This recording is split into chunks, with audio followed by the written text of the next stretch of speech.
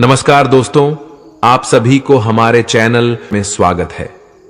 श्रीमद् भागवत गीता साक्षात भगवान की दिव्य वाणी है। इसकी महिमा अपार है, अपरिमित है। उसका यथार्थ में वर्णन कोई भी नहीं कर सकता। शेष, महेश, गणेश भी इसकी महिमा को पूरी तरह से नहीं कह सकते। फिर मनुष्य की तो बात ही क्या है। श्रीमद् भागवत गीता सिर्फ एक धर्म के लिए नहीं है, बल्कि इसे धरती के हर इंसान को पढ़ना और समझना चाहिए, ताकि वह अपनी जिंदगी में सुख, शांति और सफलता को प्राप्त कर सके। कहा जाता है कि जिस घर में गीता का पाठ हर रोज पढ़ा जाता है या सुना जाता है, उस घर में भगवान श्री कृष्ण आते रहते हैं। गीता एक परम रहस्यमय ग्रंथ है। इसमें संपूर्ण वेदों का सार संग्रह किया गया है। इसका आशय इतना गुण और गंभीर है कि आजीवन निरंतर अभ्यास करते रहने पर भी उसका अंत नहीं आता।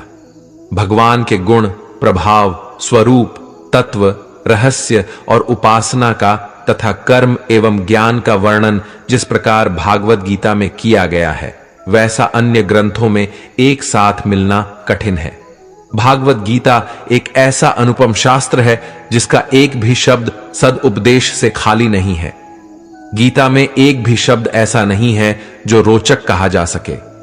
भगवान कहते हैं, जो मनुष्य गीता का रहस्य भक्तों को धारण कराता है और उनमें इसका विस्तार एवं प्रचार करता है, वह मनुष्य मुझे अतिशय प्रिय है।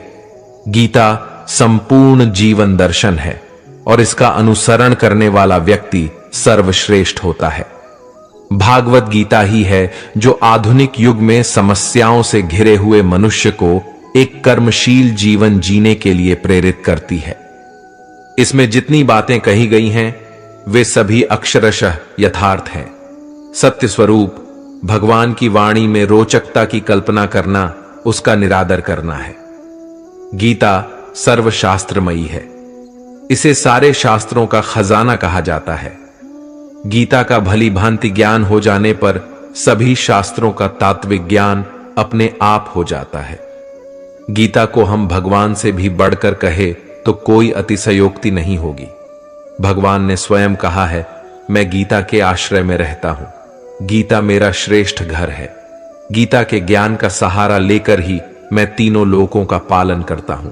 इसके सिवाय गीता में ही भगवान अपने मुक्त कंठ से यह घोषणा करते हैं कि जो कोई मनुष्य मेरी इस गीता रूपी आज्ञा का पालन करेगा, वह निसंदेह मुक्त हो जाएगा। यही नहीं, भगवान कहते हैं कि जो कोई इसका अध्ययन भी करेगा, उसके द्वारा मैं ज्ञान यज्ञ से पूजित हूंगा। गीता ऐसे प्रेरणादायक संदेशों का महासागर है जो जीवन से निराश मनुष्य को आशाओं से भर देती है। श्रीमद् भागवत गीता एकमात्र ऐसा ग्रंथ है जो मनुष्य को जीने का सही तरीका बताती है। गीता जीवन में धर्म, कर्म और प्रेम का पाठ पढ़ाती है। श्रीमद् भागवत गीता का ज्ञान मानव जीवन और जीवन के बाद का जीवन दोनों के लिए उपयोगी माना गया है। भगवत गीता में कुल 18 अध्याय हैं और 700 श्लोक हैं, जिसे सभी के लिए पढ़ पाना थोड़ा मुश्किल है। इसलिए इस बार हम भगवत गीता के 18 अध्यायों को एक सीरीज के तौर पर बना रहे हैं, जिसमें एक अध्याय के एक वीडियो बनेगा और टोटल 18 वीडियोस की सीरीज होगी।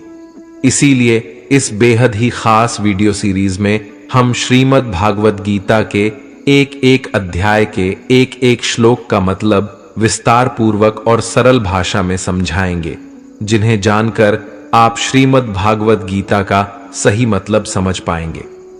हम आशा करते हैं कि इस वीडियो सीरीज से आपको भी सुनने और समझने में ज्यादा आसानी होगी। तो चलिए अब देर नहीं करते हुए वीडियो शुरू करते हैं। श्रीमद् भागवत गीता पहला अध्याय, अर्जुन विषाद योग। यह शुरुआत होती है धृतराष्ट्र के सवालों से। वह संजय से जानना चाहते हैं कि धर्म भूमि कुरुक्षेत्र में युद्ध करने के लिए एकत्र हुए मेरे और पांडु के पुत्र क्या कर रहे हैं, उनकी सेना क्या कर रही है। धृतराष्ट्र जानना चाहते हैं कि युद्ध स्थल पर आखिर हो क्या रहा है। धृतराष्ट्र अंधे थे, वह देख नहीं सकते थे। लेकिन वह आंख से अंधे थे, मन और मस्तिष्क से नहीं।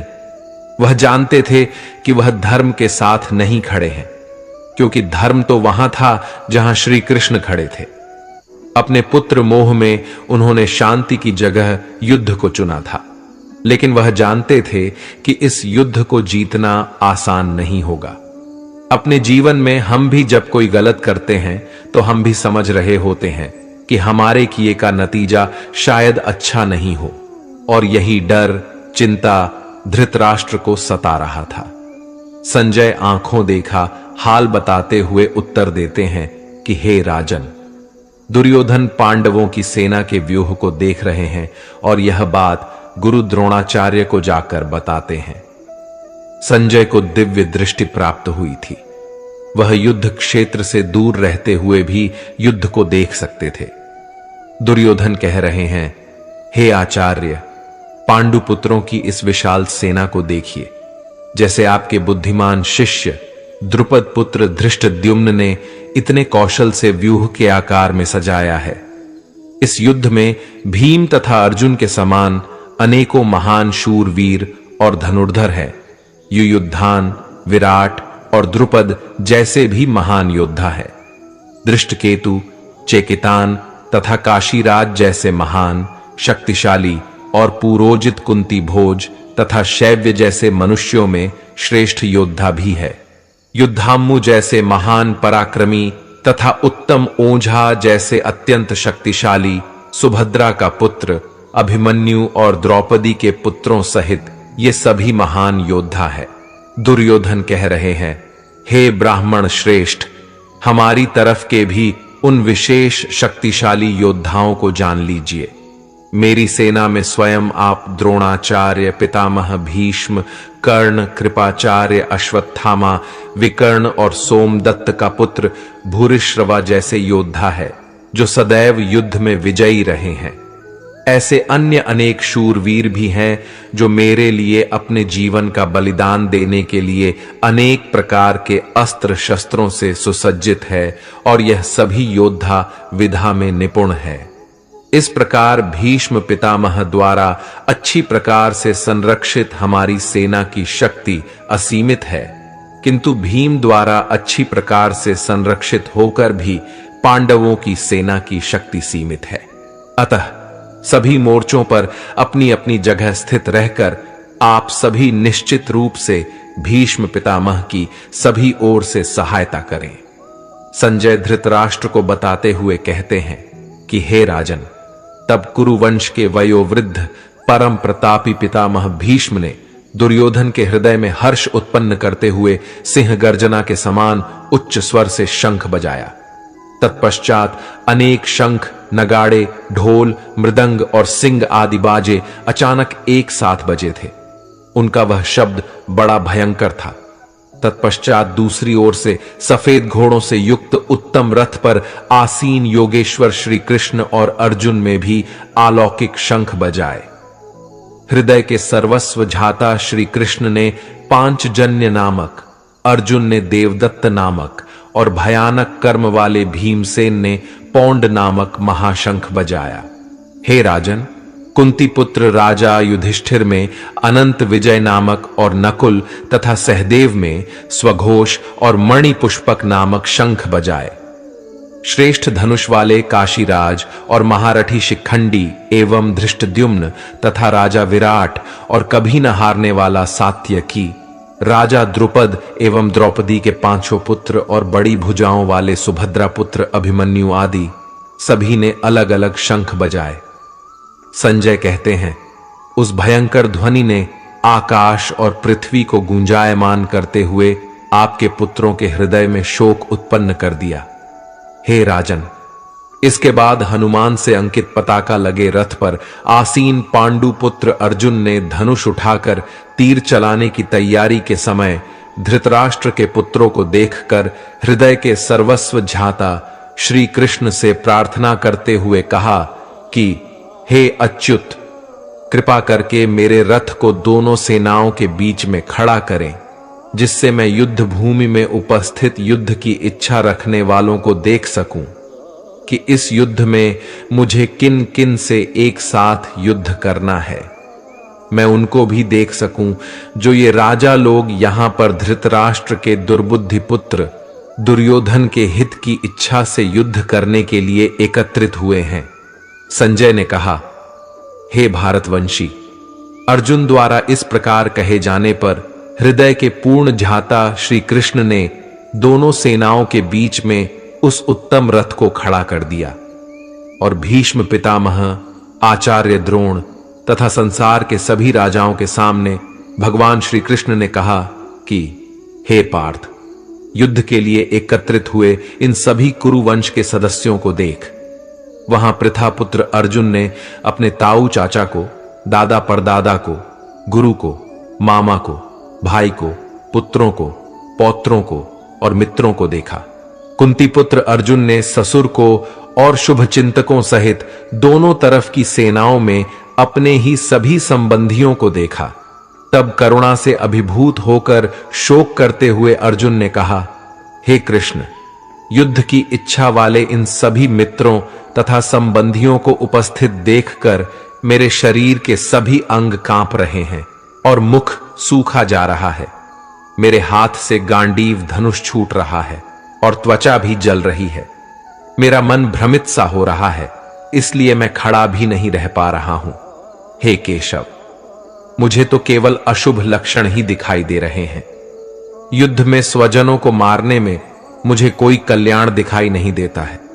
हे कृष्ण, मैं न तो विजय चाहता हूं और न ही राज्य और सुखों की इच्छा करता हूं। हे गोविंद, हमें ऐसे राज्य सुख अथवा इस जीवन से भी क्या लाभ है जिनके साथ हमें राज्य आदि सुखों को भोगने की इच्छा है। वही गुरुजन, परिवारजन, पुत्रगण, पितामह, मामा, ससुर और सारे संबंधी अपने जीवन के सभी सुखों को त्याग कर इस युद्ध भूमि में खड़े हैं। हे मधुसूदन, मैं इन सभी को मारना नहीं चाहता हूं, भले ही यह सभी मुझे ही मार डालें। तीनों लोकों के राज्य के लिए भी मैं इन सभी को मारना नहीं चाहता, फिर पृथ्वी के लिए तो कहना ही क्या है। हे जनार्दन, धृतराष्ट्र के पुत्रों को मारकर हमें कौन सी प्रसन्नता मिलेगी, बल्कि इन आतताइयों को मारकर तो हमें पाप ही लगेगा। हे माधव, अतः मुझे धृतराष्ट्र के पुत्रों को उनके मित्रों और संबंधियों सहित मारना उचित नहीं लगता है, क्योंकि अपने ही कुटुंबियों को मारकर हम कैसे सुखी हो सकते हैं।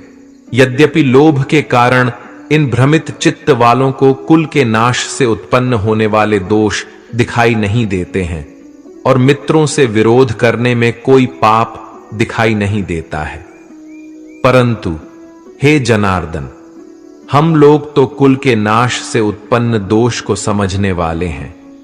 क्यों न हमें इस पाप से बचने के लिए विचार करना चाहिए। अर्जुन कहते हैं, कुल के नाश से सनातन कुल धर्म नष्ट हो जाते हैं तथा धर्म का नाश हो जाने पर संपूर्ण कुल में अधर्म फैल जाता है। हे कृष्ण, अधर्म अधिक बढ़ जाने से कुल की स्त्रियां दूषित हो जाती हैं। स्त्रियों के दूषित हो जाने पर अवांछित संतानें उत्पन्न होती हैं। अवांछित संतानों की वृद्धि से निश्चय ही कुल में नारकीय जीवन उत्पन्न होता है। ऐसे पतित कुलों के पितृ गिर जाते हैं, क्योंकि पिंड और जल के दान की क्रियाएं समाप्त हो जाती हैं। इन अवांछित संतानों के दुष्कर्मों से सनातन कुल धर्म और जाति धर्म नष्ट हो जाते हैं। हे जनार्दन, जिनका कुल धर्म नष्ट हो गया है, ऐसे मनुष्यों को अनिश्चित काल तक नरक में रहना पड़ता है, ऐसा हम सुनते आए हैं। कितने आश्चर्य की बात है कि हम लोग बुद्धिमान होकर भी महान पाप करने को तैयार हो गए हैं, जो राज्य और सुख के लोभ से अपने प्रियजनों को मारने के लिए आतुर हो गए हैं। यदि मुझे शास्त्र रहित विरोध न करने वाले को मृत राष्ट्र के पुत्र हाथ में शस्त्र लेकर युद्ध में मार डाले, तो भी इस प्रकार मरना मेरे लिए अधिक श्रेयकर होगा। संजय ने कहा, इस प्रकार शोक से संतप्त हुआ मन वाला अर्जुन युद्ध भूमि में यह कहकर बाणों सहित धनुष को त्याग कर रथ के पिछले भाग में बैठ गया। और इस प्रकार श्रीमद् भगवद गीता के श्री कृष्ण अर्जुन संवाद में अर्जुन विषाद योग नाम का पहला अध्याय समाप्त हुआ।